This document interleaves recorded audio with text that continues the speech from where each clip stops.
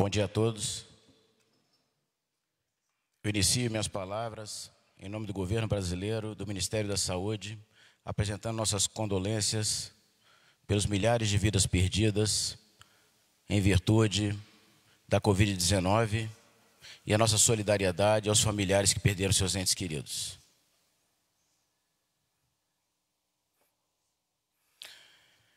O Brasil enviou à Embaixada Britânica e ao presidente do laboratório AstraZeneca, aceitando uma proposta de acordo de cooperação no desenvolvimento tecnológico e acesso do Brasil à vacina para a Covid-19. Essa vacina é desenvolvida pela Universidade de Oxford e pela AstraZeneca, sendo uma das mais promissoras do mundo e a que está em estágio mais avançado de desenvolvimento. No Brasil, a tecnologia será internalizada e desenvolvida pela Fiocruz, Fundação do Ministério da Saúde. Com o acordo que será firmado, estaremos colocando o país na liderança do desenvolvimento da vacina contra o coronavírus. O acordo prevê a compra de lotes da vacina e da transferência de tecnologia. A iniciativa, assim, não apenas garante que teremos o produto à disposição, mas nos dará autonomia na produção. Isso significa que o Brasil busca evitar situações como ocorrida no início da pandemia. Naquele momento, a alta demanda mundial não nos permitiu que tivéssemos acesso em tempo adequado a insumos e equipamentos. Detendo a tecnologia, estaremos eliminando também as margens de lucro exorbitantes aplicadas durante a pandemia. A partir do acordo, o país reforça sua contribuição com o mundo no desenvolvimento de uma resposta definitiva à pandemia e reafirma seu compromisso em salvar vidas. Já estávamos em parceria para os estudos de medicamentos. Agora, avançaremos na prevenção da doença. O Brasil é uma referência mundial pelo seu sistema de vacinação, graças ao seu Sistema Único de Saúde. Mais uma vez, a rede pública mostra sua força e capacidade. Ainda, com a Fiocruz, estaremos felizes por colocar à disposição de uma instituição nacional que tem reconhecimento mundial a busca de uma tecnologia de proteção das pessoas. O acordo, quando celebrado, prevê o seguinte: será feita a compra de insumos para a produção da vacina, incluindo a transferência da tecnologia de formulação, o invase e o controle de qualidade. O acordo com a internalização da tecnologia de produção será firmado por intermédio da Fundação Oswaldo Cruz, a Fiocruz, e a produção ocorrerá pela Biomanguinhos. Estaremos usando a previsão legal de encomenda tecnológica, prevista na Lei 10.973 de 2004 e amparado na Lei de Licitações, a 8666 de 1993. O acordo tem duas etapas. Começa com uma encomenda em que o Brasil assume também os riscos da pesquisa. Ou seja, vamos pagar pela tecnologia, mesmo não tendo os resultados dos ensaios clínicos finais. Em uma segunda fase, quando a vacina se mostrar eficaz e segura, ampliaremos a compra. Nessa fase inicial, de risco assumido, serão 30,4 milhões de doses de vacina com um investimento de 127 milhões de dólares, incluídos os custos para transferência de tecnologia do processo produtivo da Fiocruz, estimados em 30 milhões de dólares. Os dois lotes disponibilizados à Fiocruz, de 15,2 milhões de doses cada, deverão ser entregues em dezembro de 2020 e em janeiro de 2021. O governo federal considera que esse risco de pesquisa e produção é necessário devido à urgência pela busca de uma solução efetiva para a manutenção da saúde pública e segurança para a retomada do crescimento brasileiro. Se a vacina for segura e eficaz e tivermos o registro no Brasil, serão produzidos mais 70 milhões de doses, com valor estimado de 2,30 dólares por dose, que é o preço de custo durante o evento da pandemia. Nós agradecemos à Embaixada Britânica pelo esforço para conseguirmos em conjunto fazer o anúncio de hoje. Consideramos que esse seja um avanço para o desenvolvimento da tecnologia nacional e uma concreta mostra do esforço do governo federal de encontrar as melhores soluções para a proteção da população brasileira.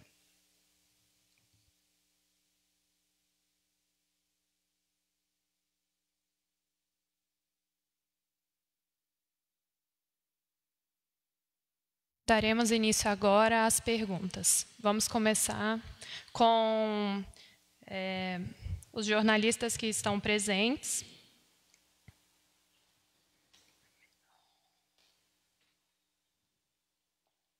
Paula Ferreira, O Globo. Bom dia a todos. Secretário, primeiro eu queria que o senhor esclarecesse um pouco. O senhor mencionou um primeiro lote em dezembro e depois um outro em janeiro.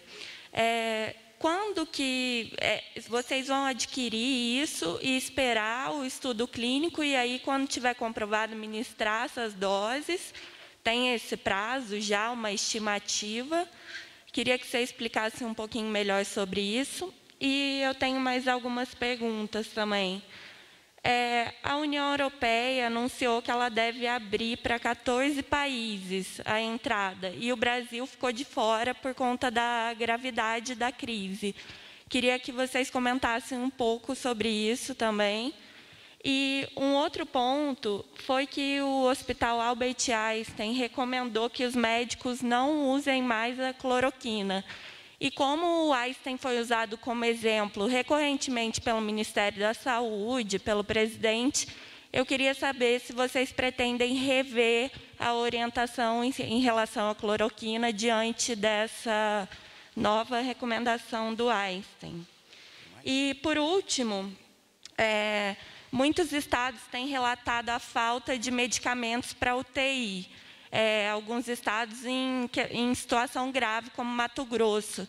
Queria saber se o Ministério da Saúde já está atuando em relação a isso, e de que maneira. Com relação às duas últimas perguntas, os medicamentos para intubação orotraqueal e a cloroquina, nós estaremos apresentando maiores informações no início dessa semana que se inicia.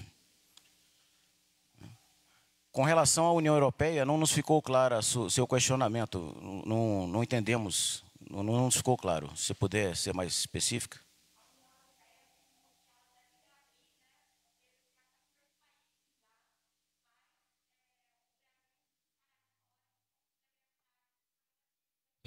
Aí eu queria que vocês comentassem como vocês analisam isso. E falar um pouquinho sobre isso, né? O fato da situação do Brasil ser vista como muito grave, tá, ao redor do mundo. Com relação à abertura de fronteiras, envolve o Ministério das Relações Exteriores, Agência Nacional de Vigilância Sanitária, e eu não tenho mais dados para poder responder quanto a isso, né? Mas eu lembro que quando a gente analisa a grande quantidade de casos e a variação da curva epidemiológica, há que se considerar que nós somos um país continental com uma população de mais de 200 milhões de habitantes. Então, não dá para a gente comparar com a população da Itália, da França ou da Espanha. E estamos em momentos diferentes da evolução da pandemia, né? Com relação à primeira pergunta, primeiro e segundo lotes, essa vacina será produzida, é lógico, isso aí é uma previsão, é uma encomenda tecnológica, e esses primeiro e segundo lotes de 15,2 milhões de vacinas para dezembro e para janeiro serão de acordo com o desenvolvimento da vacina. Isso aí é um prognóstico, que é o que está mais avançado de todos os institutos que estão trabalhando nisso, nessas parcerias, e a previsão é que esses lotes estejam disponíveis já com o desenvolvimento incluindo a aquisição de insumos e o desenvolvimento e a internalização da tecnologia para dezembro e janeiro. Posteriormente, também com insumos, uma nova aquisição, uma opção de compra de mais 70 milhões de vacinas, totalizando cerca de 100 milhões de doses de vacina. E, se quiserem complementar, o Hélio, o doutor Arnaldo, a doutora Camille. Bom dia a todos e a todas. Eu gostaria de complementar, secretário. Na verdade, assim, nós estamos hoje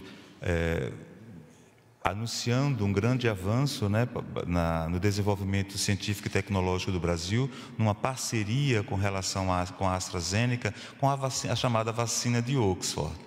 Nesta parceria, nessa entrega tecnológica, está previsto 2 lotes, que dá aproximadamente, os 2 lotes, cerca de 30 milhões de doses. Né? Mas, obviamente, como toda a imprensa e a sociedade sabe, que essa vacina já está em fase 3, na fase clínica. Inclusive, o nosso país é representante, né, membro do conjunto de países que fazem, né, que estão testando a vacina na fase 3, através da Universidade de São Paulo. Creio que cerca de 2.000 pacientes, entre 2 a 5.000 pacientes que irão participar, brasileiros que irão participar nesse estudo. Nosso país não é o único país que irá participar desse estudo, está o Reino Unido, os Estados Unidos, 2 países da África. E, portanto, a gente tem uma oportunidade de produzirmos e avançarmos com a oferta dessa parceria, dessa encomenda tecnológica. É óbvio, pelo óbvio, que toda e qualquer entrega para a população será feita mediante os critérios farmacológicos e médicos e clínicos da segurança e da eficácia para a população brasileira. Né? Nós temos uma previsão de 2 lotes ao total de aproximadamente 30 milhões, o que, tendo essa eficácia comprovada e garantida e a segurança que a população brasileira precisa, nós iremos priorizar a população mais vulnerável a essa doença, que compreende a população com uma idade mais avançada e com comorbidades, assim como os profissionais de saúde e da segurança pública.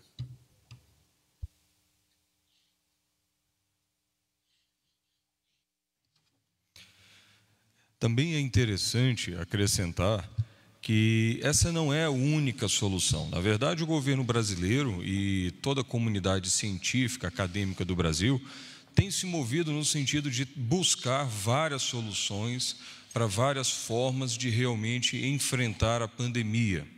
Então, se nós fizermos um breve levantamento do que tem sido pesquisado no Ministério da Saúde, diariamente, nós temos um acompanhamento de 1.292 ensaios clínicos de intervenção em todo o mundo.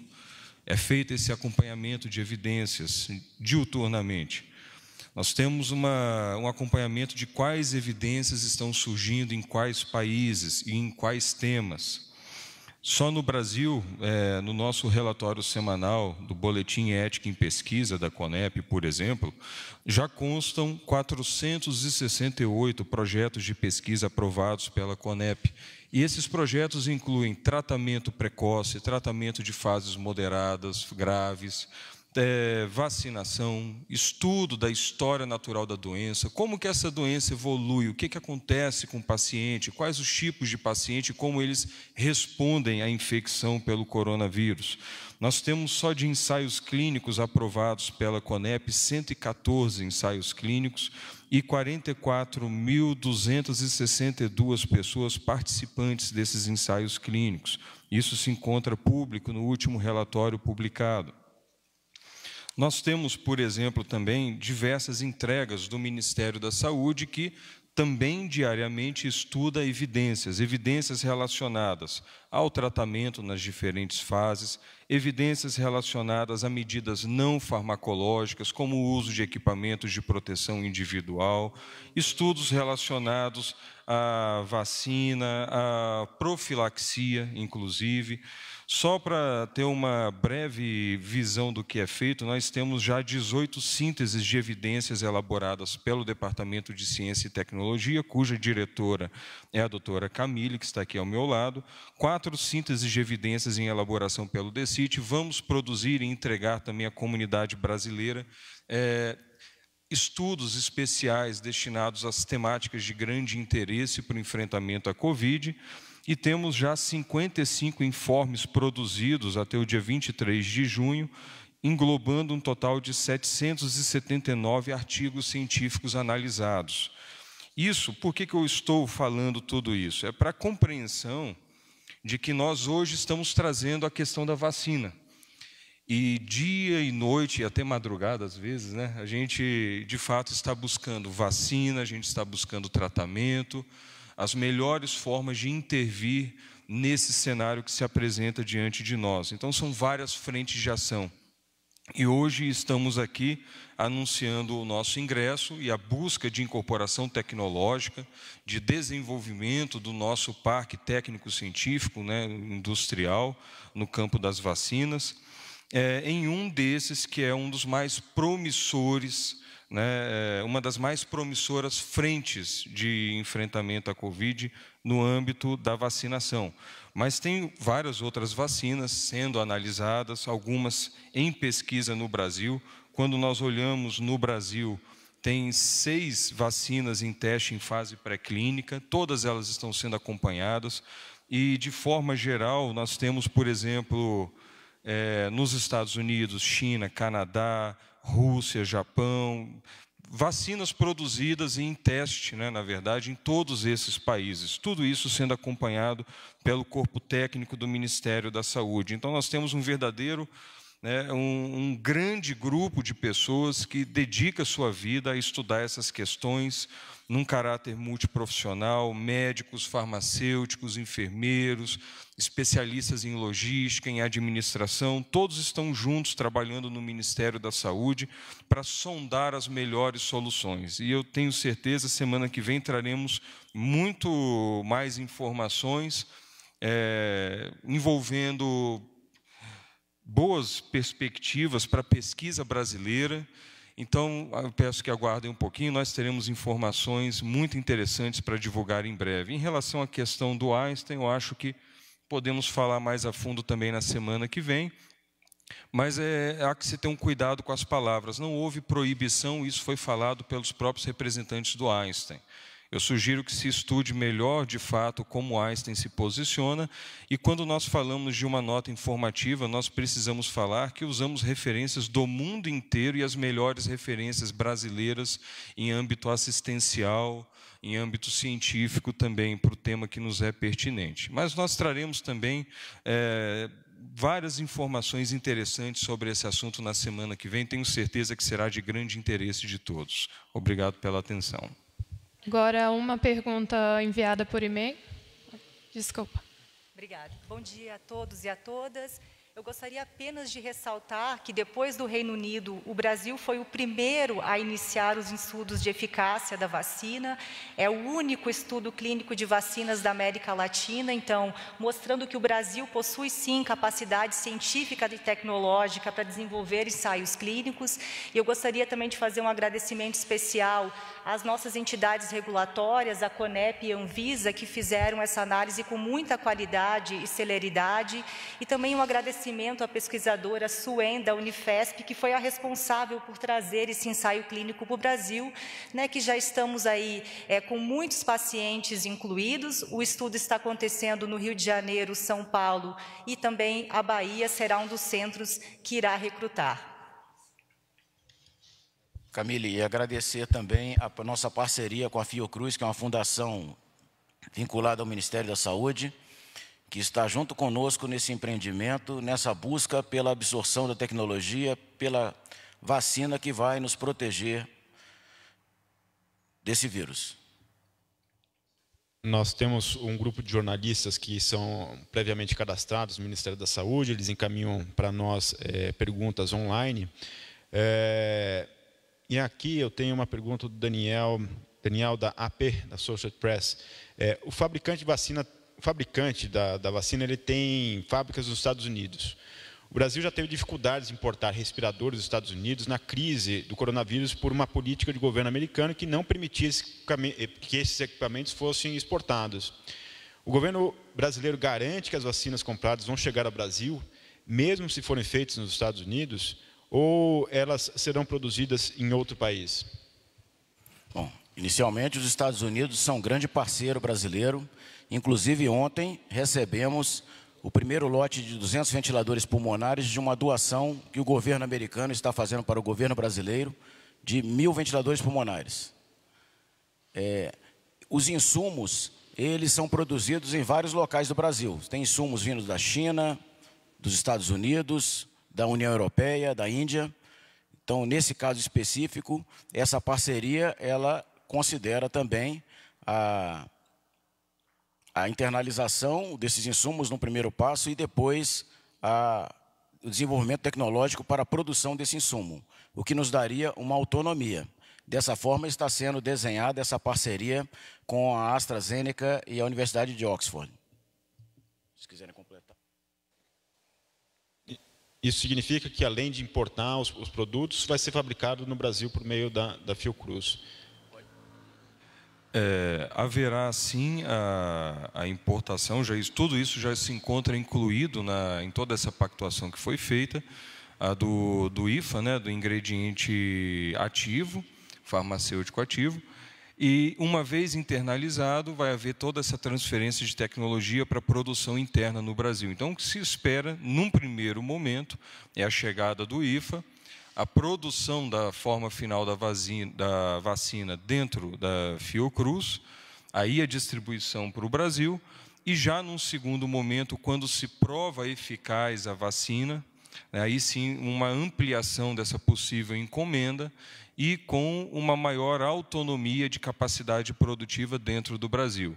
Então, como foi muito bem exposto pelo secretário Elcio, não se fala de vir insumo dos Estados Unidos somente. Há vários parceiros envolvidos, vários produtores ligados ao laboratório da AstraZeneca, e, enfim, garante-se com isso uma grande segurança nessa aquisição tecnológica, né, e nessa busca também por essa vacina, cujo potencial tem se mostrado muito interessante, e isso se reflete até na entrada de vários atores internacionais em busca dessa possível solução. Sim, com certeza, quando nós falamos também de incorporação tecnológica, né, nós estamos incorporando essa tecnologia. A tecnologia, uma vez incorporada a Fiocruz, por exemplo, permitirá não somente maior autonomia na produção dessa vacina, como uma possibilidade de desenvolver outras vacinas, novas pesquisas, de ampliar a capacidade produtiva nacional. Então, para todos os fins, é uma parceria muito estratégica. Tudo isso foi levado em conta pelo governo brasileiro. A Manuela Albuquerque, do Jota, pergunta: o que será feito com os lotes adquiridos caso não seja comprovada a eficácia da vacina? E tem uma outra pergunta aqui que não veio com o nome, mas é a Lulu Colares, acho que é isso. Por favor, gostaria de saber mais sobre os lotes de dezembro e janeiro. Na prática, o que significa?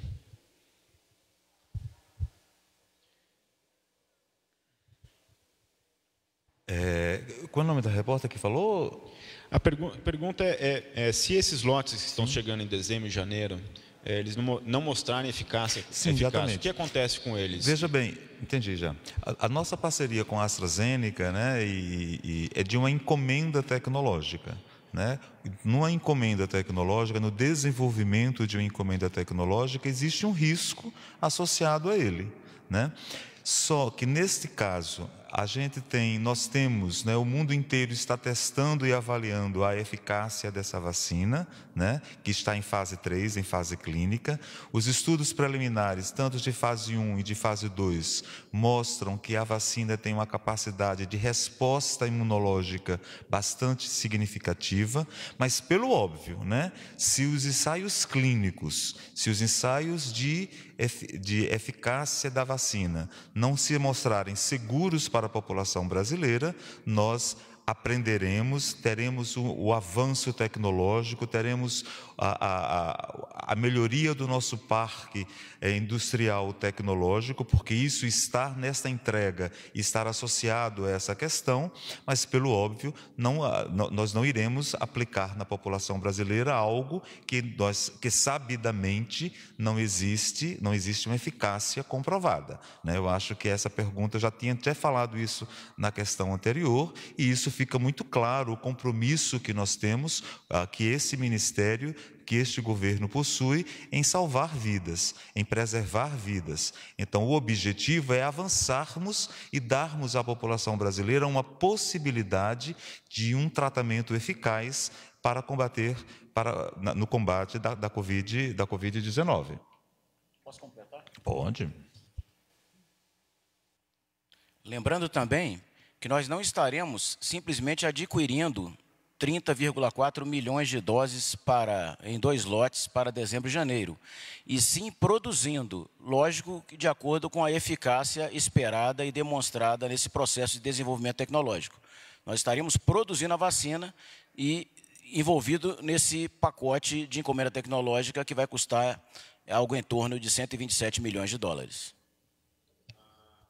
A Isabel Fleck, do Huffington Post Brasil, e a Natália Fruit, da RBS TV, fazem perguntas semelhantes sobre a expectativa de quando os ensaios clínicos vão ser finalizados, né, e a disponibilização dessas vacinas para a população. Então, a Isabel pergunta, vocês dizem que os lotes a serem disponibilizados à Fiocruz deverão ser entregues em dezembro de 2020 e janeiro de 2021. Mas há expectativa de que tenha sido concluído até lá o estudo clínico com a vacina, elas já poderiam ser distribuídas à população imediatamente? E a Natália completa, o governo tem informações sobre quando o resultado dos testes da vacina de Oxford serão concluídos? Deve ser antes do envio de lotes?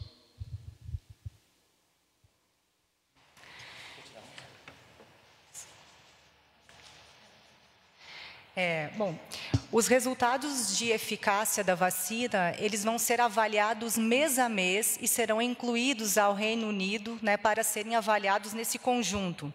Então, a ideia é que esses resultados sejam preliminares, né, sejam apresentados entre outubro e novembro. Todos esses dados, como eu já disse, serão somados aos dados mundiais para contribuir no dossiê de registro que deve acontecer não só no Brasil, mas em todos esses outros países onde o ensaio clínico já está acontecendo.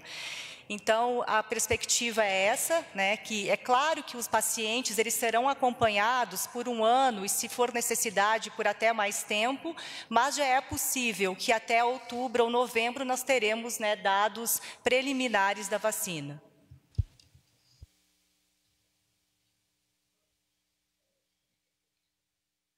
Vamos agora à pergunta do Fernando Caixeta, Metrópolis.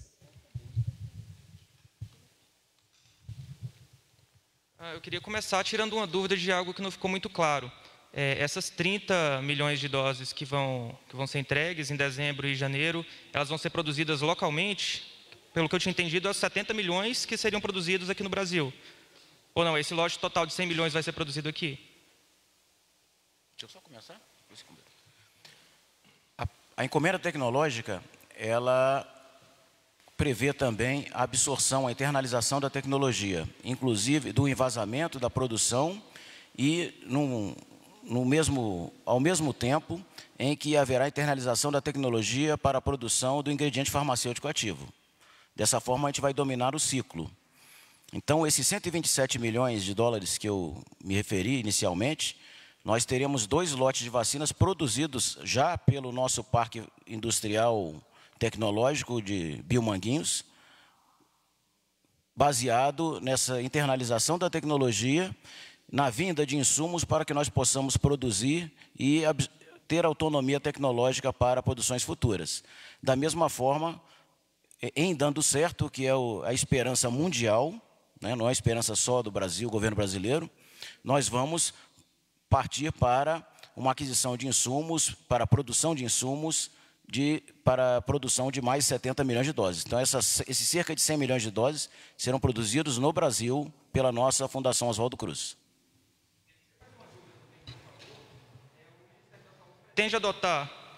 O Ministério da Saúde pretende adotar protocolos, assim como adotou para o uso da cloroquina e hidroxicloroquina, também para dexametasona e a nitadoxanida. Só complementando com relação à primeira pergunta, com relação à vacina, veja bem, e até fazendo uma complementação da questão anterior, que eu acho que foi pela internet. Caso, por exemplo, a vacina não se mostre eficaz, acima de tudo, nós vamos ter acesso a insumos. E esses insumos poderão ser utilizados na nossa produção de vacinas do país. Percebe? Então, assim, mesmo que a vacina não seja eficaz, tenha uma eficácia desejada, esses insumos adquiridos durante essa encomenda tecnológica poderão ajudar na fabricação de outras vacinas do nosso parque tecnológico. Isso é extremamente importante. Segundo ponto é de que essa é o grande lance dessa encomenda tecnológica, como disse o Coronel Elcio. Nós iremos aprender a uma transferência da tecnologia em que a vacina será efetivamente produzida, envasada no nosso território, através do complexo de Biomanguinhos. Inclusive, parte desse dinheiro, dessa encomenda dos 127 milhões, é exatamente para fazer uma melhoria do parque tecnológico de Manguinhos, para termos uma capacidade cada vez melhor e mais importante da inserção do país, do Brasil, né, na produção mundial, na produção mundial de vacinas. Fernando, é uma pergunta que eu acho muito pertinente. Nós traremos ainda mais informações sobre isso também semana que vem.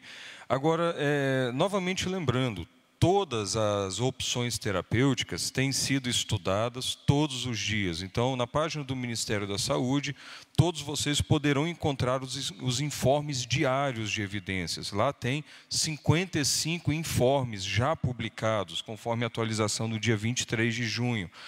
E amanhã pesquisarão, segunda pesquisarão, talvez já saia segunda mais um, terça outro, e isso é diário. E é claro que lá está a nitazoxanida, lá está toda a evidência de dexametasona, metilprednisolona. Agora, é importante lembrar também que as pessoas às vezes perguntam, vocês vão revisar a nota? Não, a nota está sendo revisada todo dia. Todo dia ela é reanalisada, todo dia as evidências são postas, são analisadas, verifica-se nas áreas técnicas se vale a pena ou não modificar algo. E o tratamento com corticoterapia, porque é isso que dexametasona é um corticoesteroide, tá? Ele já é um tratamento utilizado para síndromes inflamatórias agudas há muito tempo. Desde a primeira nota informativa, já está falando lá considerar corticoterapia. Então, para qualquer médico com o mínimo de experiência de terapia intensiva, é muito óbvio que o corticoide ele tem suas indicações muito claras e que em casos inflamatórios graves, como os que essa doença desenvolve no organismo humano, o corticoide é sim uma opção, tanto que já estava previsto na nossa nota informativa número 9. E já relatado por vários serviços, até o Albert Einstein incluído, os benefícios perceptíveis até então, acho que desde março, abril, já se havia verificado relatos da eficácia do corticoide num momento um pouco mais avançado da doença, em que realmente ocorre tempestade de citocina, em que realmente o paciente perde mais funções, em que ele sofre mais com a doença, que deixa de ter aquela primeira fase da infecção viral e avança para uma fase francamente inflamatória. Então, que corticoide faz bem para isso, é preciso ser posto isso bem às claras, já é de conhecimento e já está posto nos livros textos básicos da medicina há décadas, né?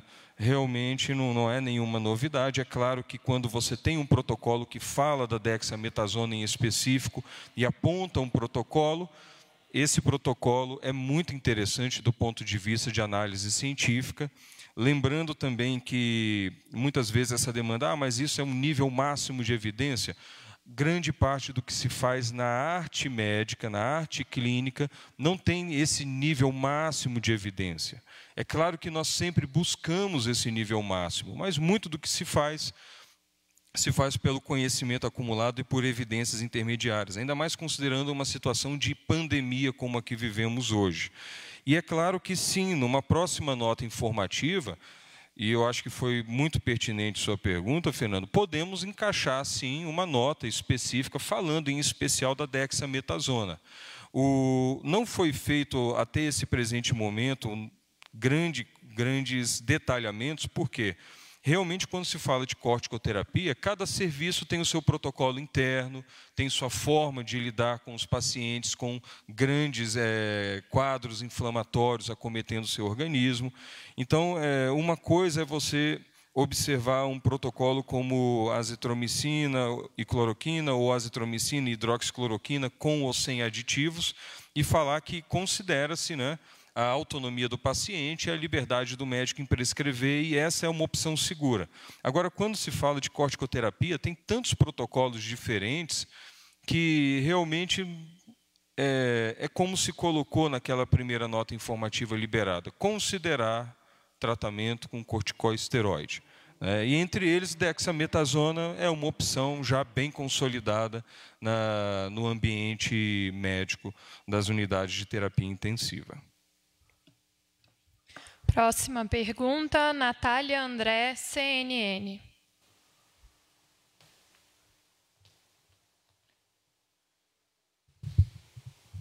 Eu gostaria primeiro que o Ministério esclarecesse certinho esse ponto de o Brasil vai produzir a 100 milhões de doses completamente com essa tecnologia vindo, porque não ficou muito claro ainda para a gente se o Brasil vai trazer alguma dose já pronta da vacina, ou se não, se todas essas doses serão já produzidas pelo Brasil. Vocês já em alguns momentos, mas a gente não conseguiu entender, porque na primeira declaração parecia que o Brasil ia receber essas doses e também receberia tecnologia para produzir. Deixa eu explicar. Na verdade, é um consórcio mundial, né, de que a AstraZeneca está desenvolvendo junto com a Universidade de Oxford.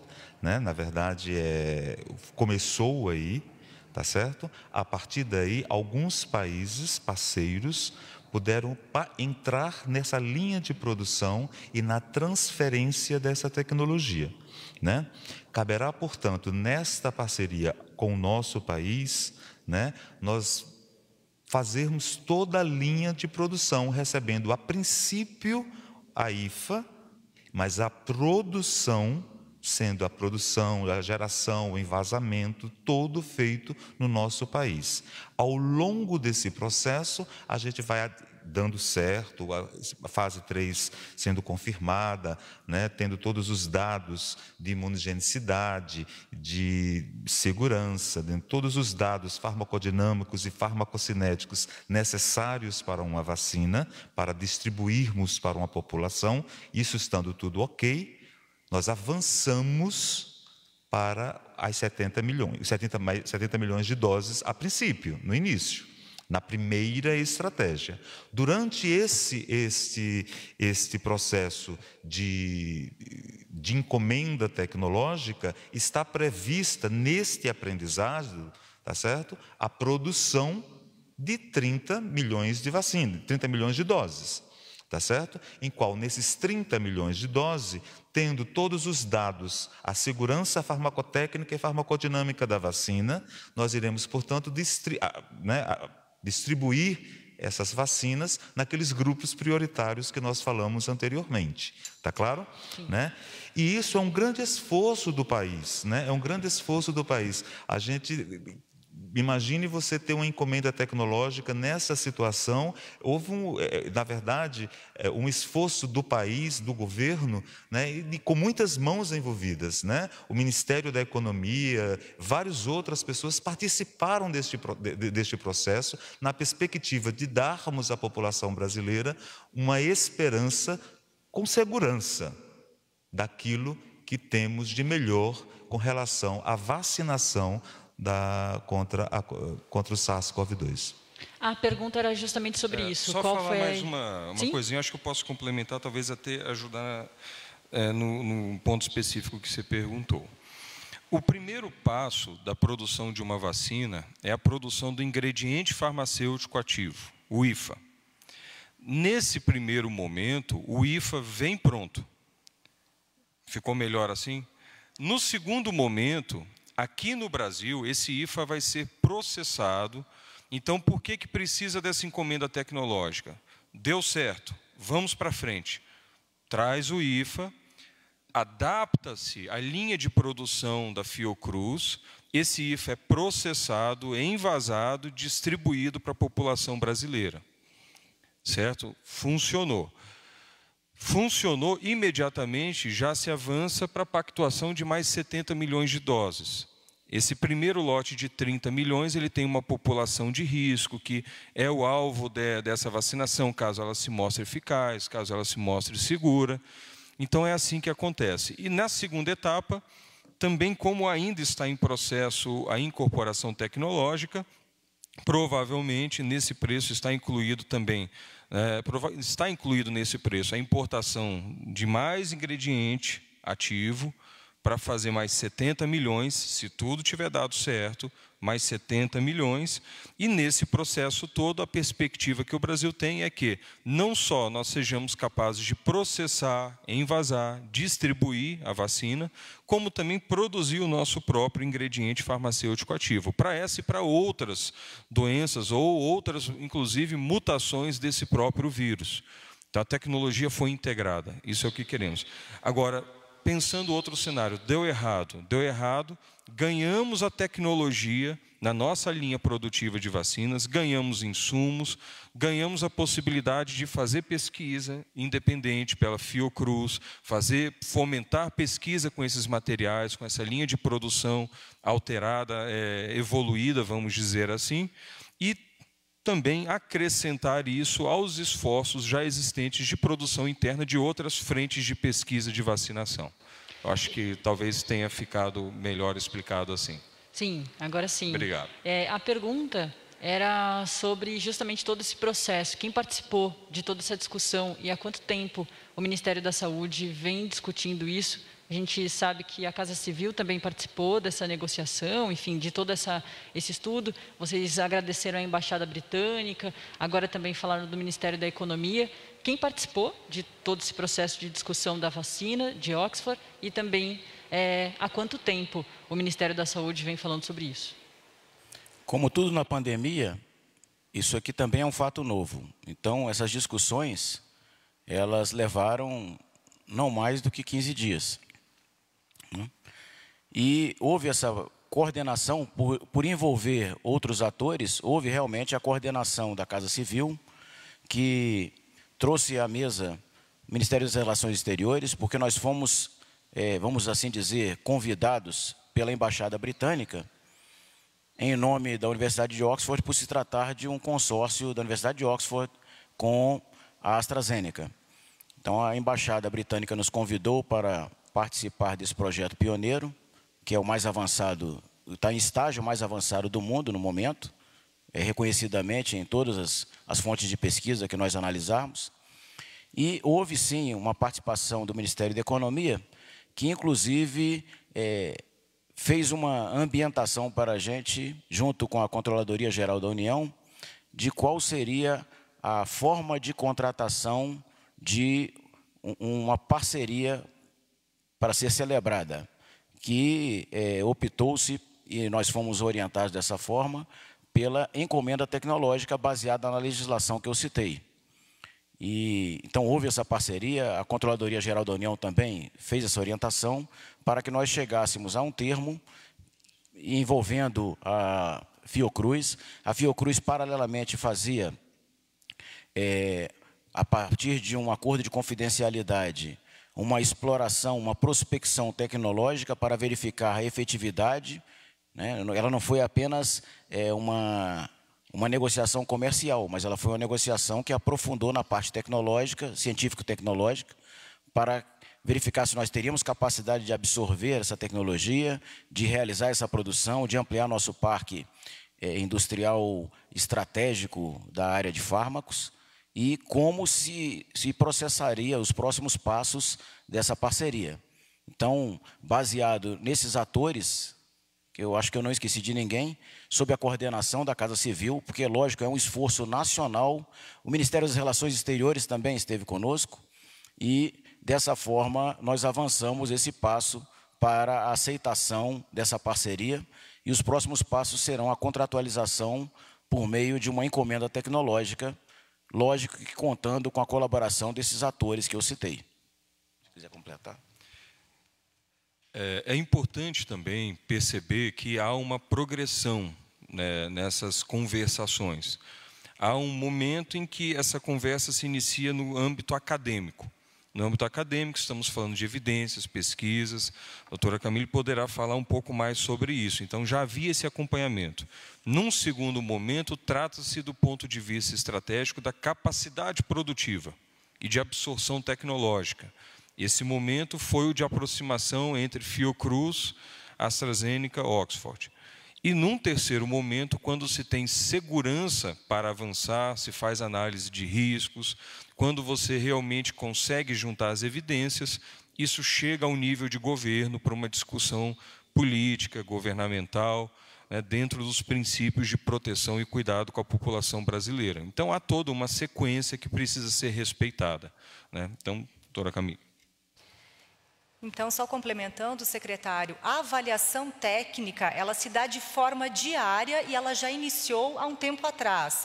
Então, por exemplo, hoje, se vocês forem avaliar todas as plataformas que oferecem, né, artigos, evidências sobre essas vacinas, existem mais de quase 200 vacinas sendo pesquisadas no mundo, 16 já estão em ensaios clínicos, e nós estamos avaliando, com os dados até então disponíveis, quais são essas vacinas que se apresentam mais promissoras. Então, na nossa avaliação técnica, né, feita pelo Departamento de Ciência e Tecnologia, que faz isso praticamente em tempo real, nós observamos que essa é uma das vacinas que está no processo mais avançado.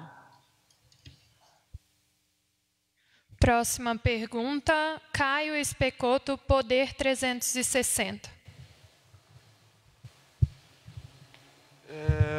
Bom dia, eu queria saber, bem pontualmente, mais questões sobre prazos. A gente tem essas 30 milhões de vacinas que vão chegar até, que vai chegar o princípio ativo para cá para ser fabricado e vão ser fabricados até janeiro. E depois mais 100 milhões. Essas 30 milhões de doses fabricadas até janeiro, o governo precisa de quanto tempo para aplicá-las no público que vai ser aplicado? E depois essas outras 70 milhões de doses, que vão completar 100 milhões com essas 30 anteriores, quanto tempo essas outras 70 vão demorar para ser produzidas e quanto tempo elas demoram para ser aplicadas? E, por fim, eu queria saber se o Ministério da Saúde tem já existe um estudo, uma certeza, ou pelo menos um indício claro, de qual precisa ser a cobertura vacinal para o país poder voltar a funcionar normalmente em relação ao coronavírus. Vamos por parte, né? Deixa eu explicar.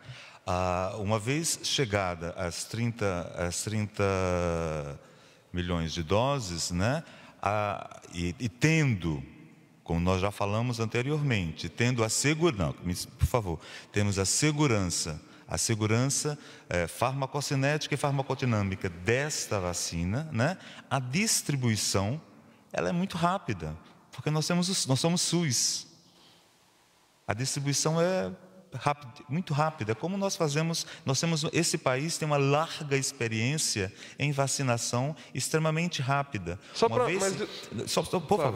Por favor. Uma vez que nós temos, portanto, as 30 milhões de doses envasadas, é feita a distribuição para todo o país, como normalmente fazemos as inúmeras campanhas, e essas vacinas serão aplicadas, né?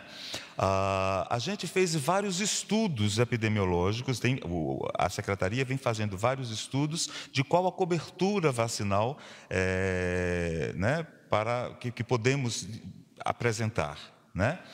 Teríamos... E para essa cobertura vacinal, a gente leva vários fatores em questão. A eficácia da vacina, se é imunidade de rebanho, se é grupo prioritário. Então, são vários cálculos que nós fazemos para chegarmos ao quantitativo de doses que são necessárias, né? A gente fez um estudo, né, diante dessa situação, de que aproximadamente 100 milhões de doses. Veja bem, nós estamos pensando se der certo e chegarmos aos 100 milhões de doses, das 100 milhões de doses, né? A gente teria, portanto, a cobertura de todos os pacientes idosos com comorbidade, todos os pacientes profissionais de saúde, professores, indígenas, pessoas em privação de liberdade, adultos e adolescentes em situações de reeducação socioeducativas, profissionais da segurança pública, de salvamento e motoristas de transporte público, de transporte coletivo. Isso, se nós tivermos a segurança e a eficácia da vacina, essa seria a cobertura que os 100 milhões de vacina poderiam alcançar, né? Mas quando o senhor disse que sobre os 30 milhões que a aplicação seria muito rápido, não precisa ser um número exato, mas só para a gente ter uma ideia de qual grandeza de tempo a gente está falando. A gente está falando de dias, a gente está falando de semanas, a gente está falando de meses? A distribuição da vacina é questão de dias, semanas, na verdade. Né? Da hora que você distribui a vacina, está nos postos de saúde, abre-se a campanha e as pessoas vão, e aqueles grupos prioritários serão vacinados. Como acontece normalmente nas nossas campanhas de influenza, nas nossas campanhas vacinais. Esta tecnologia da cobertura vacinal, esse país já possui. Claro. Tá certo? Essa agilidade da cobertura vacinal esse país possui. E, portanto, acho que alcançamos a sua resposta. E as outras 70 milhões, quanto tempo demoraria? E claro, a gente está assumindo que tudo tenha dado super certo nas pesquisas. As outras 70 milhões de doses demoraria quanto para ser produzido? Vou fazer uma ambientação para você, complementando o doutor Arnaldo. Para a influenza, nós fizemos uma cobertura vacinal de cerca de 90 milhões de habitantes, não é isso? Então, você já consegue fazer um paralelo. Nós cobrimos cerca de 90 milhões de habitantes. Por óbvio que você não pode vacinar toda a população ao mesmo tempo. Então, foram categorizados, foram colocados os grupos de risco, foram colocados os mais idosos. Então, sugerimos que fossem por ordem alfabética justamente para não haver um acúmulo. Então, essa estratégia será desenvolvida aos moldes do que fizemos com a influenza, quando nós antecipamos, inclusive, a campanha. Basta que nós tenhamos a vacina em condições de ser distribuída e nós faremos uma logística rápida e a cargo. Essa logística ela vai para os estados, para as superintendências de vigilância em saúde, ela segue para os municípios e é a ponta da linha dentro da capilaridade e da gestão tripartite do SUS que vai implementar. Isso acontece de uma maneira muito rápida no nosso país. É um exemplo, é um fator de sucesso mundial a nossas campanhas estratégicas de vacina. Com relação ainda à vacina, o primeiro lote, a gente está falando em 30 milhões, mas o primeiro lote seria em torno de 15 milhões. Então, a partir de dezembro, tendo esses 15 milhões, a gente já começa a distribuição, focando aqueles alvos prioritários. De acordo com a evolução da pandemia, esse alvo prioritário ele pode ser regionalizado, pode ser região norte, pode ser região sul, vai depender de como está se comportando o vírus no nosso território, né, da capacidade de resposta, porque o vírus, ele inclusive pode estar atacando alvos diferentes em regiões diferentes, de acordo com os nossos biomas, as variações climatológicas, etc. Com relação a voltar à normalidade, não é apenas a vacina é um dos esforços do nosso governo federal para que nós voltemos à normalidade. Junto com ela, nós temos uma série de outras providências que, inclusive, já estão sendo adotadas, como o tratamento precoce medicamentoso, o manejo clínico, a oxigenoterapia antes do paciente chegar até a UTI. Nós temos as medidas de prevenção, triagem, de higienização, de desinfecção de ambientes. Então, são uma série de medidas que o Brasil realmente já se tornou um outro país depois do advento da pandemia. E essas culturas, esses novos hábitos de higiene, eles farão muito bem para a nossa população, porque vai nos prevenir de outros problemas, outras moléstias também. Então, isso vai ser a nossa volta à normalidade, inclusive com possíveis outros tratamentos profiláticos que estão sendo estudados também dentro da ciência e tecnologia. Se quiser completar. Lembrando também que chegando a vacina, ela comprovando a sua eficácia, Tem um processo de liberação junto à Anvisa, é claro que haverá a maior celeridade possível nisso aí, e imediatamente começa-se então a distribuição. E realmente é uma ansiedade de todo o povo brasileiro, quando tudo volta ao normal, né, como realmente as coisas funcionarão. Como já foi dito, isso depende de dados epidemiológicos, depende das curvas que observamos dia após dia, de óbitos registrados, óbitos reais, de fato, naquele dia, como que cada região tem se comportado, capitais ou mais para o interior dos estados, tudo isso são variáveis importantes. Cabe lembrar também de, como já foi falado pelo secretário Elcio, toda a questão de que não se aborda só pelo lado da vacinação. A vacinação é um instrumento. E pode ser que, inclusive, tenhamos essa vacina e outras vacinas, e que o Brasil talvez necessite adquirir outras vacinas também. Ou que essa não dê certo e a gente avance para outras incorporações tecnológicas, além de ganhar a tecnologia dessa. Então, como tantas vezes é lembrado, o cenário ele muda muito rápido. Então, o que é importante fazer? É essa prospecção contínua de bases científicas, né, de produtividade no mundo inteiro, de vacina, de medicações. E quando a gente fala de voltar à normalidade, é importante ter essa visão integrativa, essa visão de fato geral do que é cuidar do paciente, cuidar de um país. É importante ver a questão da prevenção. Pode-se falar também, e já estamos analisando a possibilidade de revisar, aprimorar a nota informativa, outras medicações que possivelmente podem ajudar, questão de profilaxia que já é feita em diversos países e foi iniciada uma pesquisa, inclusive, no Brasil sobre essa temática, né? Por exemplo, um profissional de saúde que é exposto ao coronavírus, ele profilaticamente, uma vez por semana, por exemplo, usar uma das medicações, né? Isso tem se mostrado já em algumas publicações científicas eficaz, né, para reduzir o número de casos de infecção, principalmente de casos graves da doença, em alguns países, em alguns profissionais da saúde. Tudo isso precisa de análise, tudo isso está sendo observado. E aí entram as medidas não farmacológicas. Então, quando nós falamos de sociedade, é de uma grande complexidade que requer uma visão realmente de diversas perspectivas e que vão unir vários ministérios, vários atores do Brasil e de fora do Brasil na busca das soluções que vão permitir reduzir ao máximo o dano que o vírus traz, não somente pela sua infecção e pelo desfecho trágico que muitas vezes traz às vidas das pessoas, mas também o dano econômico, o dano social, o dano cultural que é feito e que tem um lastro, às vezes, muito difícil de calcular ou de imaginar. Então, todos esses pontos de observação, todas essas perspectivas de busca de auxílio à sociedade, tudo isso está sendo buscado não somente pelo Ministério da Saúde, mas por todos os ministérios do governo brasileiro. Então, tem sido um grande esforço conjunto do Brasil, com outros países inclusive, e realmente toda a nossa equipe tem virado noites buscando soluções para tudo isso, e estamos todos, sem dúvida nenhuma, muito preocupados com toda essa crise que tem acontecido. Tenho certeza que todos estão fazendo o máximo humanamente possível, e às vezes até eu suspeito que vai um pouco além do que é humanamente possível, né? Tem envidado esforços aí, às vezes, que nos inspiram muito para buscar o que é melhor para o nosso povo.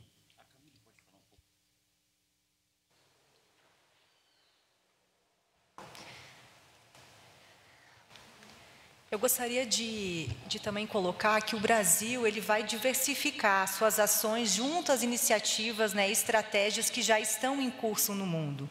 Então, como eu já falei, nós estamos diariamente olhando todas essas evidências, né, pode ser que outras alternativas, outras vacinas, nós também vamos tentar trazer ensaios clínicos para o país.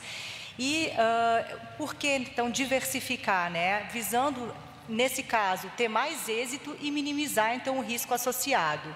Então, por isso, nós vamos combinar iniciativas como essa, que é uma parceria bilateral, mas também nós vamos participar de estratégias internacionais, como o ACT Accelerator, que já foi divulgado aqui pela Casa Civil, que é uma iniciativa internacional, é um consórcio internacional de países, em que visa desenvolver e tornar mais rápido o acesso a vacinas. Dentro desse consórcio, existem cooperações com inúmeros produtores de vacinas. E o Brasil, então, sendo parte desse consórcio, terá uma prioridade caso outra vacina se tornar mais promissora. Vamos à próxima pergunta. Ângelo Nascimento, Band News.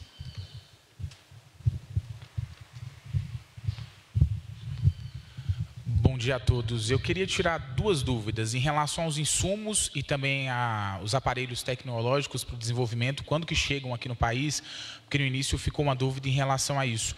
E uma outra questão que eu queria saber, desses dois lotes, né, os dois vão abranger, primeiramente, as pessoas do grupo de risco, e a expectativa é que a partir de quando os outros lotes já passam a abranger a outra parte da população, ou seja, as pessoas que não são do grupo de risco, por favor. O nível de detalhamento calendarial de chegada de insumos ou de quando o nosso parque fabril tecnológico de Biomanguinhos estará pronto, esse nível de detalhamento ele será firmado na contratualização junto com a AstraZeneca, que ocorrerá por parte da Fiocruz. Então, a gente não tem com profundidade esse detalhamento.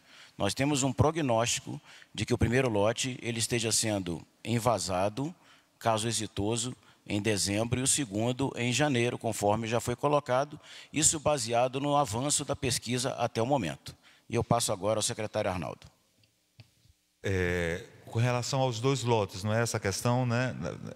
Na verdade, assim, o grupo prioritário, né, será o grupo com mais idade, né, porque todos os dados epidemiológicos da doença no mundo inteiro mostram que os óbitos e a gravidade da doença concentra, né, numa população com mais idade.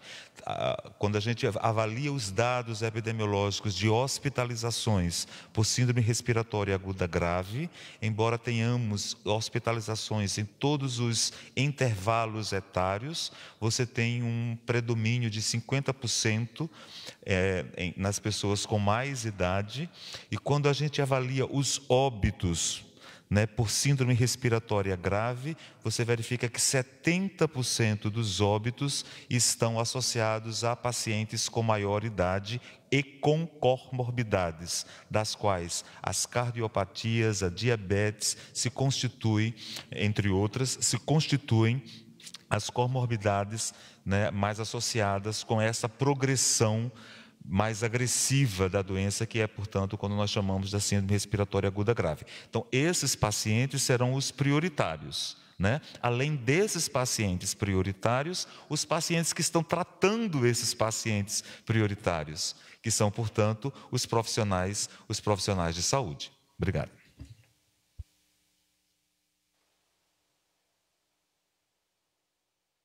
Nós vamos voltar aqui às perguntas enviadas de forma online. Já estamos completando cerca de 1 hora de coletivo de imprensa, então pretendo encerrar as perguntas em 10 minutos, ainda mais, para contemplar alguns jornalistas. A Mônica Tarantino, da Medscape, pergunta: quando serão liberados recursos para o desenvolvimento da vacina da USP, liderada pelo professor Jorge Calil?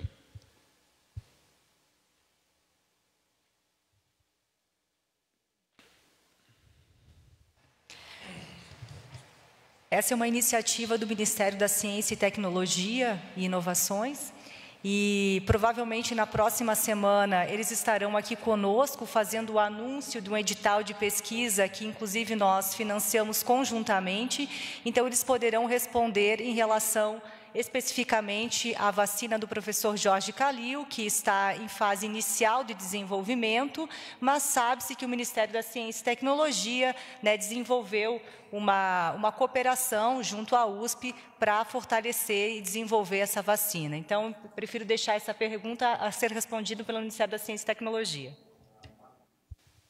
A Márcia Reverdosa, da CNN Internacional, pergunta: já foi assinado o acordo ou o governo brasileiro só demonstrou a intenção de assiná-lo?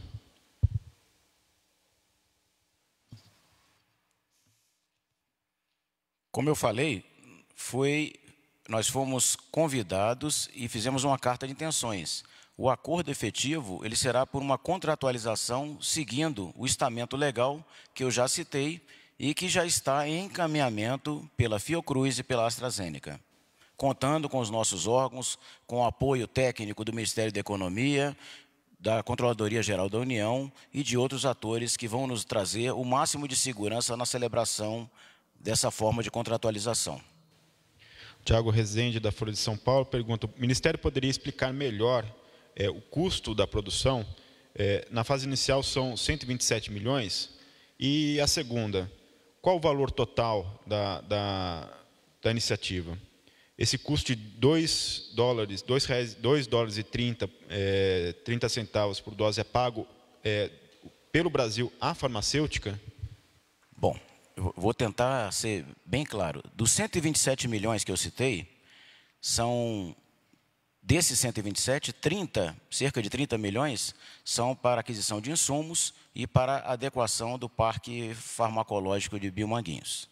Então, é aquilo que vai ser incorporado, independente do sucesso total ou parcial da vacina. E com isso nós estaremos produzindo cerca de 30 milhões de vacinas, são aqueles 2 lotes de cerca de 15 milhões de dezembro e janeiro. Aquele custo estimado, que vai ser pelo valor de custo firmado com a AstraZeneca, de $2,30 por unidade, seria para a aquisição dos 70 milhões de vacinas complementares, que vai perfazer um total, acho que eu tenho anotado aqui, de $161 milhões.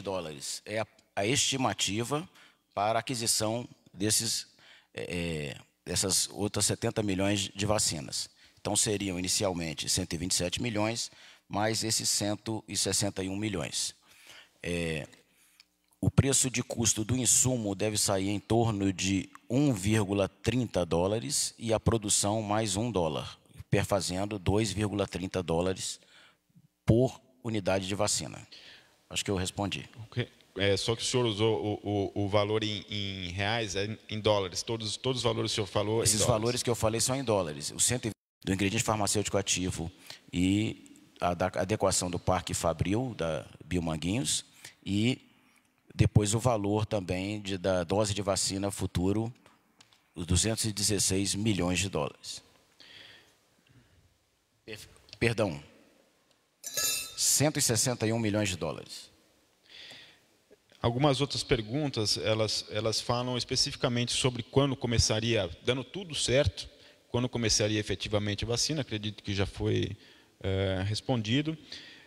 Tem algumas perguntas que não têm a ver com a pauta de hoje, que é sobre deixa eu subir aqui, que foi lá no início, a Giovana da TV Globo perguntou que o Fórum Nacional de Governadores enviou ao Ministério da Saúde um ofício pedindo que o Ministério faça a coordenação para a compra nacional de medicamentos e equipamentos.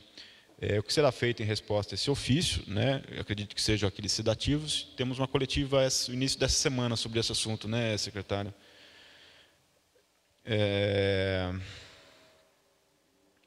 E a outra, comentário sobre também o Márcio Falcão. Gostaria de um posicionamento do Ministério da Saúde sobre a reabertura de atividades em várias cidades, mesmo com a volta ao crescimento dos casos, né? Se o Ministério quer comentar esse assunto, com a orientação do Ministério para os gestores.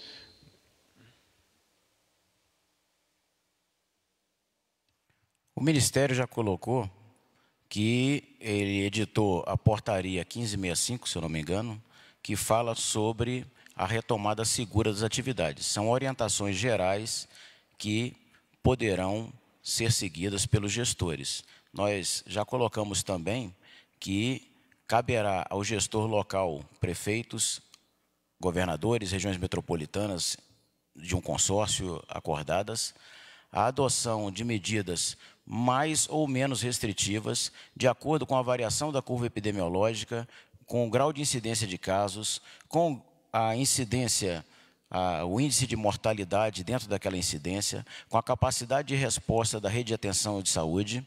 Então, todos esses fatores deverão ser considerados, as peculiaridades loco-regionais, econômicas, né, atividades que são essenciais àquelas regiões, e ele tem que ter a percepção para ampliar ou reduzir medidas de restrição, medidas educativas de prevenção, como nós já colocamos, de uso da máscara, de higienização de ambientes, de desinfecção de ambientes, de higienização das mãos, de cuidados de não ficar tocando aos olhos, de manter um distanciamento mínimo em estações de trabalho, em linhas de produção. E isso vale não apenas para o setor produtivo, para indústrias, para comércio, para o cliente, para o trabalhador, para o usuário, para a atividade cultural, para o usuário de um parque, de um shopping, de um clube, para o convívio social dentro de um condomínio, porque tudo isso, essa educação e a retomada das atividades, elas serão fundamentais para a saúde mental da população, que é uma outra grande preocupação nossa também. E dessa forma, todos esses setores, criando normas, usando os equipamentos de proteção individual, fazendo essa higienização, nós estaremos adotando medidas não farmacológicas de prevenção, além de todas as outras relativas à saúde, relativas ao manejo do paciente, à atenção à saúde, culminando com a vacina que nós esperamos ter em breve. Todas essas medidas devem ser consideradas para a adoção da decisão do gestor local, e ele vai conversar com os setores produtivos, os setores do comércio, os setores econômicos, e inclusive os de lazer, para ampliar ou restringir essas medidas de distanciamento social. Nós vamos para a última pergunta dessa coletiva. A Amanda Pupo, do Estadão, ela pede para reforçar o esclarecimento sobre quando que o Brasil passa a produzir o princípio ativo, né? Se puder esclarecer, se será na fase de produção dos 30 milhões, será nessa primeira fase dos 30 milhões de doses que receberá o IFA, e será na segunda fase, lá dos 70 milhões de doses, que o Brasil vai produzir o princípio ativo? Em que momento, né, da primeira ou segunda fase que a gente recebe o IFA e que a gente produz o IFA no Brasil?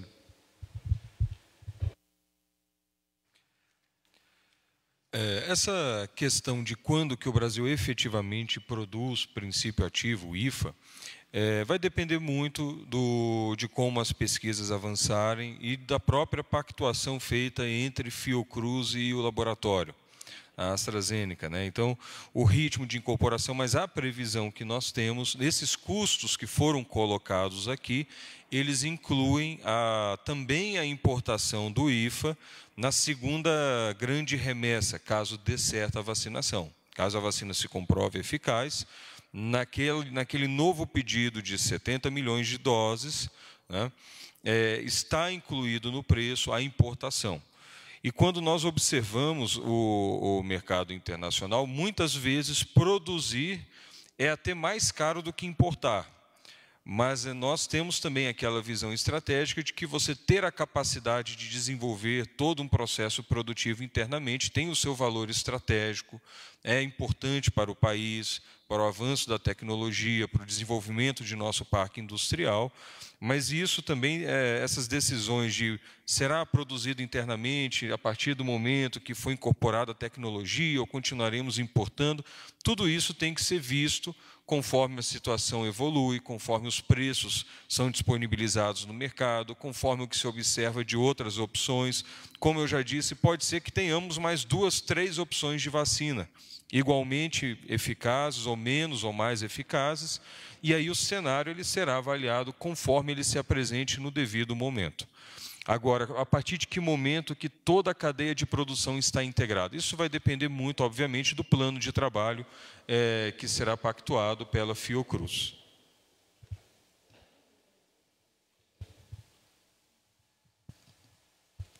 Só para complementar, para que vocês tenham uma ideia de custos. Estava conversando aqui com o secretário Arnaldo, a vacina tetravalente contra a influenza, que foi essa campanha que nós conduzimos neste ano, que até antecipamos o calendário, uma dose daquela vacina custa em torno de $10. A gente tendo essa independência tecnológica, a gente vai conseguir, por esse processo de encomenda tecnológica, produzir a nossa vacina contra a Covid, que vai ser um grande passo de uma tecnologia nova, uma vacina que não existia, por $2,3. Então, é uma diferença considerável.